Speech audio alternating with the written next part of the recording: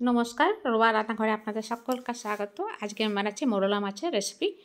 মাছটা ঝাল দিয়ে করব সরষে দিয়ে। তার জন্য আমি একটু রসুন কোয়া নিয়েছি, কাঁচা লঙ্কা নিয়েছি কয়েকটা, আর নেব হলদে সর্ষে। আর এটা আমি সর্ষের তেল দিয়ে বানাচ্ছি। যতক্ষণ তেলটা গরম হচ্ছে ততক্ষণ আমি মশলাটা করে নিই। এদিকে আমি মাছ নিয়েছি, মাছেতে হলুদ আর নুন দিয়ে দিয়েছি।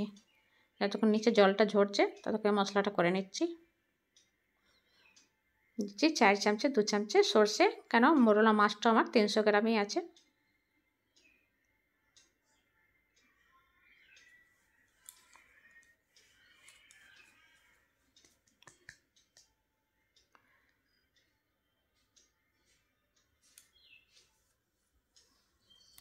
এইটা আমি মিক্সিতে পিষে নিচ্ছি।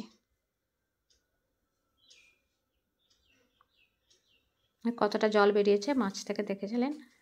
এবার আমি মাছগুলো ঢেলে হলুদ নুনটা মাখিয়ে নিচ্ছি। ভালো করে মাখিয়ে একটু গরম তেল দিয়ে দেবো মাছেতে, যাতে ভাজতে সুবিধা হয়। আর কড়াতে একটু তেলটা গায়ের মধ্যে মাখিয়ে দেবো।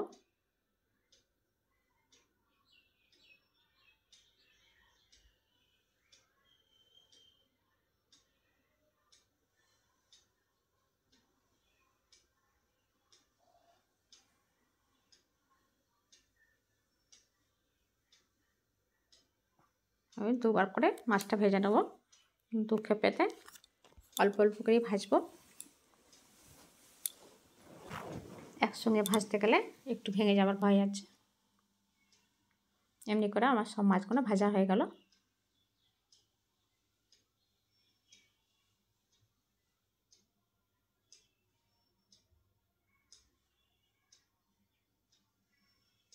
এতে কড়াতে যা তেল আছে ওতেই আমি ফোড়ন দিয়ে মশলাটা দেবো, জল দেবো।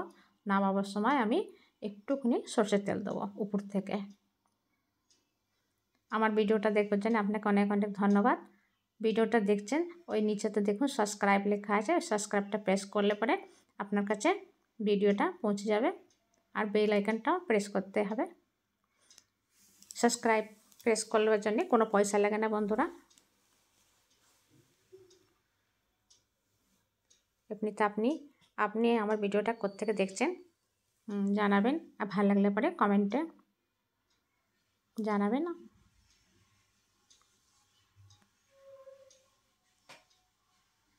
এবার আমি মশলাটা দিয়ে দিলাম।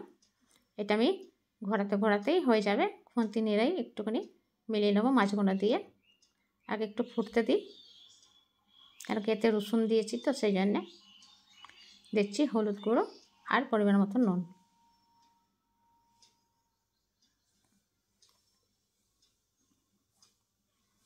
মাছের রেসিপিটা যদি ভালো লাগে তো প্লিজ একটা লাইক করবেন।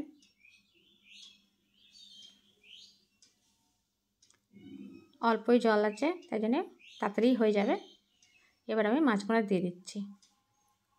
এটা আমি একটুখানি ঘন করে করব, কাদা কাদা করব মাছটা, খুব একটা ঝোল থাকবে না।